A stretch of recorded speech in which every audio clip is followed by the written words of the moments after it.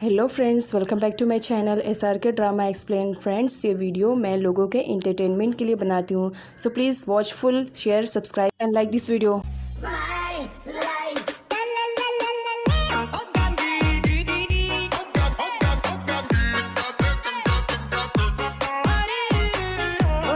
Part की starting वहीं से होती है। रोजाना के डैड उसे समझाते हैं कि पार्थ को एक मौका मिलना चाहिए, वो उसे एक बार मौका दे। रोजाना इस बात के लिए एग्री कर जाती है।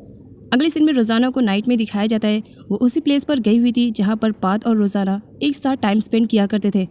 रोजाना उन्हीं पलों को याद करते हुए स्माइल कर रही होती है। उसके हाथ में चाय पत्ती की पत्ती थी, जिसे देख करके वो पार्थ के रिलेटेड बातें कर रही होती है कि आखिर वो इतना ज़्यादा अकड़ों क्यों है, किसी की बात का वो ट्रस्ट क्यों नहीं करता है। और जब बात मेरी आती है तब वहाँ पर आ जाता है पार्थ पीछे से ही रोजाना को देख रहा होता है और उसकी बातें सुन रहा होता है। अब पार्थ रोजाना के पास आता है और उसे समझाने की कोशिश करता है। माना मुझसे गलती हो गई, लेकिन प्लीज़ क्या तुम मेरी गलतियों को एक बार माफ़ कर सकती हो? Please, I am sorry. Next time life में ऐसे दोबारा गलती नहीं करूँगा। तुम्हें मालूम नहीं होगा कि मेरी लाइफ तुमसे पहले कैसी थी। तुम्हारे आने के बाद मेरी लाइफ बुरी तरीके से चेंज हो गई है। मैं इस बार टूट कर बिखरना नहीं चाहता हूँ। पहले भी मैं टूट कर बिखर गया था, समेटने वाली तुम, और आज तुम मेरे लाइफ से जाना चाहती हो। पास्ट की सारी बातें याद करके पार्थ रोजाना को समझाने की कोशिश करता है कि उसे एक मौका ज़रूर मिलना चाहिए। पार्थ रोजाना के लिए यहाँ पर सरप्राइज प्लान करके आया हुआ था। पार्थ रोजाना के लिए एक बार फिर से फ्लावर्स वाले क्रोन बनाकर लेकर आया हुआ था, जहाँ पर वो उससे सॉरी कहता है कि प्लीज़, पास्ट में जिस तरह तुमने मेरे प्यार को एक्सेप्ट किया, आज मेरी सॉरी को भी एक्सेप्ट कर लो। मैं अपनी लाइफ में अब तुम जैसी कीमती चीज़ को नहीं खो सकता हूँ। मैं बर्दाश्त नहीं कर पाऊँगा। खैर, यहाँ पर पार्थ और रोजाना की मिसअंडरस्टैंडिंग क्लियर होती है और रोजाना भी पार्थ को माफ़ कर देती है और दोनों का एक बार फिर से पैचअप हो जाता है। रोजाना की आंखों से खुशी के आंसू निकल जाते हैं। पार्थ सडनली रोजाना को हक कर लेता है। बस बहुत हो गया, अब मैं तुम्हारी आंख में आंसू बिल्कुल भी बर्दाश्त नहीं कर सकता हूँ, इसलिए मेरे सामने तो बिल्कुल भी मत रोना। एंड हाँ, प्रॉमिस करो कि तुम मुझे छोड़ करके नहीं जाओगी। रोजाना मना कर देती है कि वो अब पार्थ को छोड़ करके कहीं नहीं जाने वाली है। पार्थ काफ़ी खुश होता है एंड रोजाना को किस भी कर लेता है एंड उसे कहता है क्या अब घर वापस चले, अब तो तुम मुझसे नाराज़ नहीं हो ना? जिस पर रोजाना एग्री कर जाती है कि ठीक है, वो उसके साथ अब घर चलेगी। पार्थ यहाँ पर रोजाना के लिए एक और सरप्राइज प्लान करता है, जहाँ पर वो लोग मिल करके एक बड़ी सी स्काई कैंडल को जलाते हैं। नेक्स्ट मॉर्निंग वीर को दिखाया जाता है बहुत ज़्यादा अपसेट खड़ा था, इस वजह से क्योंकि पार्थ अब रोजाना को वहाँ से लेकर के जा रहा था और रोजाना वीर से दूर हो रही थी। इसी वजह से वो काफ़ी अपसेट था। रोजाना और पार्थ वीर के पास आते हैं, जहाँ पर रोजाना वीर को थैंक्स बोलती है उसका इतना अच्छे से ख्याल रखने के लिए। वीर रोजाना से कहता है, ओह अच्छा, तो तुम अब जा रही हो? खैर कोई बात नहीं, खुशी इस बात की है कि तुम पार्थ के साथ जा रही हो, ना कि बैंकॉक। अच्छा लगा देख करके कि अपनी लाइफ में अब तुम भी खुश रहने की कोशिश कर रहे हो। मेरी बस यही ब्लेसिंग है तुमसे कि तुम हमेशा अपनी लाइफ में खुश रहो, मुस्कुराती रहो। पार्थ वीर के गले में हाथ डालते हुए, ओहो तुम फिक्र मत करो, रोजाना कहीं और नहीं जा रही है, बस मेरे ही साथ जा रही है। तुम मेरे बेस्ट फ्रेंड हो, तुम हमेशा आते जाते रहते हो, तो अपनी फ्रेंड को याद कर लेना। जिस पर वीर कहता है, तुम तो मेरे गले से हाथ हटाओ, तुमने मेरे साथ क्या किया था? जब मैं पूरा और तुम्हारी फाइटिंग को रोकने के लिए आया था तो तुमने मुझे कितनी जोर से पंच मारा था। क्या अब वो पंच मैं वापस कर सकता हूँ? पार्थ के हाँ बोलने पर वीर उसे पंच मारने वाला रहता है, लेकिन खुद ही स्टॉप हो जाता है। रोजाना मना कर देती है, जिस पर वीर कहता है, तुम्हें मना करने की भी ज़रूरत नहीं पड़ती, ये मेरा बेस्ट फ्रेंड है, बस इसे सबक सिखाना चाहता हूँ कि तुम जैसी लड़की के बारे में ये अपनी राय को ज़रा चेंज करे और तुम्हें कभी परेशान न करे, बस इसी वजह से। पार्थ रोजाना का हाथ पकड़ करके वहाँ से लेके जाने लगता है, जिस पर पीछे से वीर चिल्ला पड़ता है, ओहो, तो क्या तुम दोनों मुझे जेलसी फील कराना चाह रहे हो, जो कि अब मेरे अंदर नहीं है? इसी वजह से जो कुछ भी करना है आगे जाकर करो, ये मेरा फील्ड है। ये कहते हुए वो स्माइल करने लगता है। पार्थ और रोजाना भी स्माइल करते हुए वहाँ से चले जाते हैं। घर जाते वक्त रास्ते में पार्थ और रोजाना एक दूसरे से काफ़ी अच्छे से बातें करते हैं। पार्थ और रोजाना को लग रहा था कि उनकी लाइफ में जितनी भी प्रॉब्लम्स थे सब सॉर्ट आउट हो गए, लेकिन उन्हें आइडिया नहीं है कि उनकी लाइफ में अभी और प्रॉब्लम्स आने बाकी हैं। वो दोनों घर जा रहे होते हैं एक दूसरे से बातें करते हुए, लेकिन सडनली रास्ते में उनकी मुलाकात हो जाती है उरात से।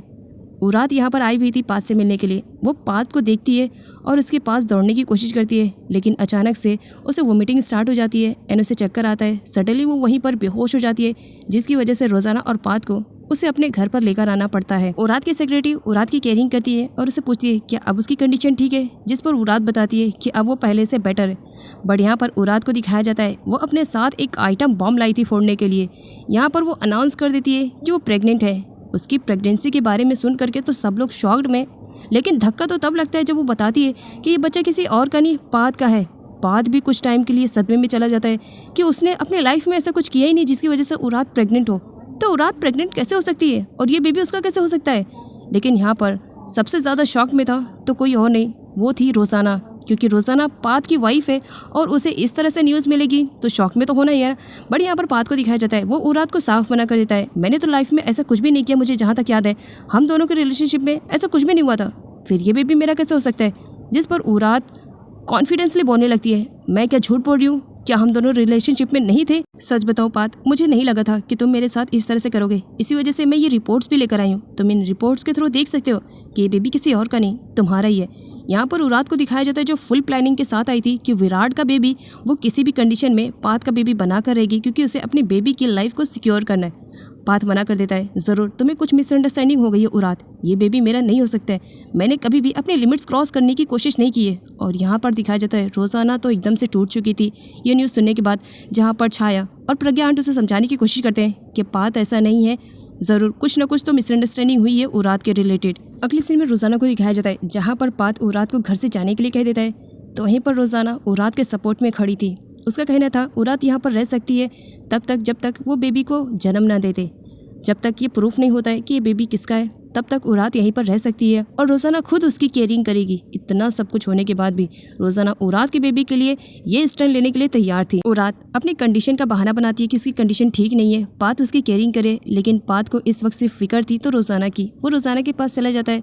यहाँ पर उरात को दिखाया जाता है जो आंट प्रज्ञा और छाया के साथ नौकरों जैसा ट्रीट करती है और उन्हें रियलाइज़ करवाती है कि बहुत जल्द वो इस घर की ओनर बन जाएगी, तो ज़रा वो लोग अपनी ज़बान संभाल करके बात करें, उरात आगे चल करके उनकी मालकिन बनने वाली है।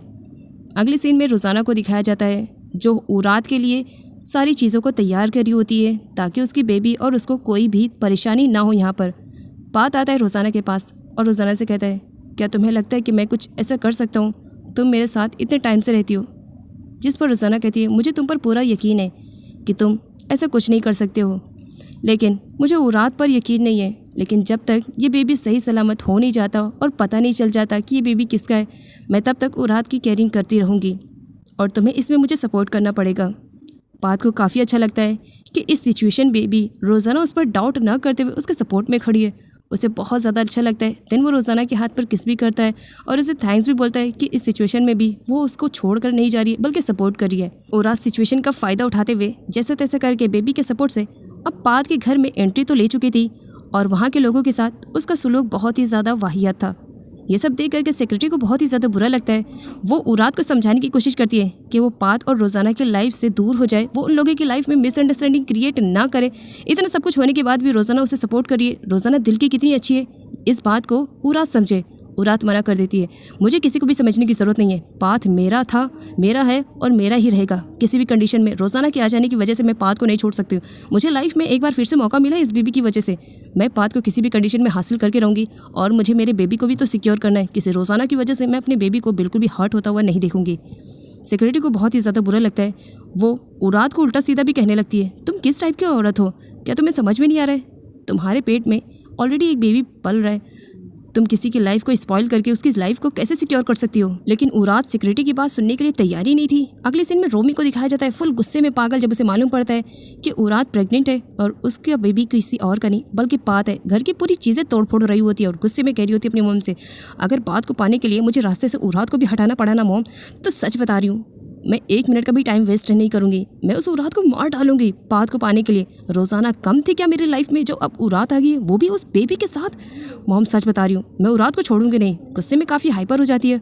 उसकी मॉम उसे समझाने की कोशिश करती है कि वो उरात को हर्ट करने के बारे में सोचे भी ना, क्योंकि उरात इस वक्त प्रेग्नेंट है। अगले सीन में रोज़ाना को दिखाया जाता है जो उरात के बेबी की केयरिंग करने की सारी चीज़ें उसके पास लेकर आई हुई थी और उसे सब कुछ बता रही होती है। बट यहाँ पर उरात फुल गुस्से में सारी चीज़ों को फेंक देती है, मुझे तुम्हारी सपोर्ट की ज़रूरत नहीं है और बहुत जल्द तुम्हें इस घर से रफू चक्कर ना किया तो मेरा नाम भी उरात नहीं, बहुत जल्द तुम्हें यहाँ से निकाल फेंकूंगी।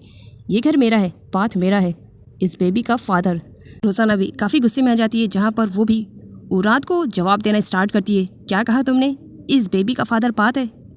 देखो अभी ये साबित नहीं हुआ है, जिस दिन साबित हो जाएगा ना उस दिन तुम्हें यहाँ से बाहर निकलना पड़ेगा और याद रखना पात मेरा हस्बैंड है और हमेशा मेरा ही रहेगा।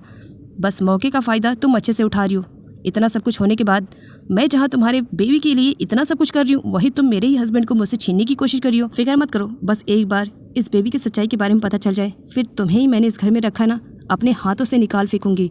ये कहकर रोजाना वहाँ से चली जाती है, जिसकी वजह से उरात काफी हाइपर हो जाती है और सिक्योरिटी से रोजाना को हट करने के लिए कहती है। सिक्योरिटी मना करती है, जिस पर उरात अपने पर्स से एक नाइफ निकालती है। सिक्योरिटी मना करती है, इस तरह की बेवकूफ़ी मत करो, तुम्हारे लिए जो खड़ा है तुम उसे ही हट करना चाहती हो। सिक्योरिटी के मना करने के बाद भी उरात रोजाना को हट करने के लिए जब वहाँ से जाने लगती है तो सिक्योरिटी से देखा नहीं जाता है और वो नाइफ छीन लेती है, जिसकी वजह से उरात सिक्योरिटी को थप्पड़ भी मार देती है, ये कहते हुए कि तुम मेरी सिक्योरिटी होते हुए तुम उस रोजाना की हेल्प करने की कोशिश कर रही हो, आखिर तुम हो कौन? याद रखना, तुम यहाँ पर मेरे लिए आई हो और ना कि उस रोजाना के लिए।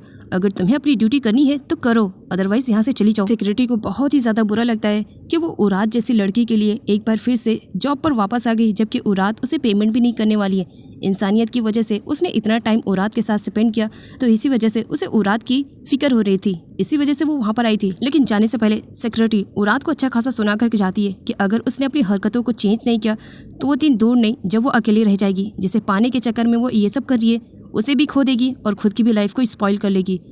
सिक्योरिटी के वहाँ से जाने पर रोमी पीछे से ये सारी बातें सुन रही होती है।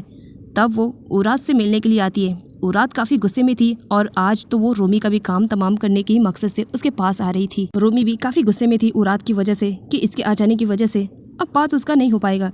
इसी वजह से वो उरात को वहाँ से जाने के लिए कह देती है, जिस पर उरात मना करती है, मैं यहाँ से कहीं नहीं जाऊँगी, पाथ मेरा है। और क्या कहा था, याद है पास में तुमने मेरे साथ क्या किया था, तो उसका बदला तो अब लेना पड़ेगा। ये कहते हुए वो नाइफ दिखाती है और रोमी को डराने लगती है कि वो उसे मार देगी। वो चाह रही थी कि रोमी डर के यहाँ से भाग जाए, लेकिन रोमी तो उससे भी ज़्यादा तेज़ निकलती है, उल्टा वो उसी पर झपट पड़ती है और इस बीच नाइफ भी लग जाता है। अगली सीन में रोमी को दिखाया जाता है जो फुल गुस्से में एकदम एंग्री गर्ल बन चुकी थी और पाथ को हासिल करने के चक्कर में आज यहाँ पर रोमी उरात को जान से मार देने की कोशिश करती है। लेकिन सही टाइम पर सिक्योरिटी वापस आ चुकी थी जो रोमी को पुश करती है और उरात को जैसे तैसे करके बचा लेती है। इस बीच दिखाया जाता है रोमी फुल एंग्री मूड में थी, इसी वजह से उसे कुछ भी समझ में नहीं आ रहा था और ना ही दिखाई दे रहा था। बस किसी भी कंडीशन में वो उरात को मारना चाह रही थी और बीच में सिक्योरिटी आ जाती है, जिसकी वजह से वो सिक्योरिटी के सर पे एक हैवी ऑब्जेक्ट से मार देती है। सिक्योरिटी के सर से पूरा ब्लड निकलने लगता है, उसकी भी कंडीशन काफ़ी ख़राब हो जाती है। ये सब प्रज्ञा आंट देख लेती है और ज़ोर से रोज़ाना को आवाज़ देने लगती है। इधर रोज़ाना को दिखाया जाता है जो उरात के बेबी के लिए जूस बना रही थी कि उसके बेबी के लिए अच्छा रहेगा, जिस पर छाया कहती है, अरे बेबी रहेगा तब तो ये जूस पिया जाएगा, आप चलो बाहर देखो रोमी ने क्या सीन क्रिएट किया है। रोज़ाना सब कुछ छोड़ करके फौरन उरात की हेल्प के लिए वहाँ पर पहुँच जाती है, जहाँ पर वो देखती है कि उरात और उसकी सिक्योरिटी दोनों की कंडीशन काफ़ी ख़राब है।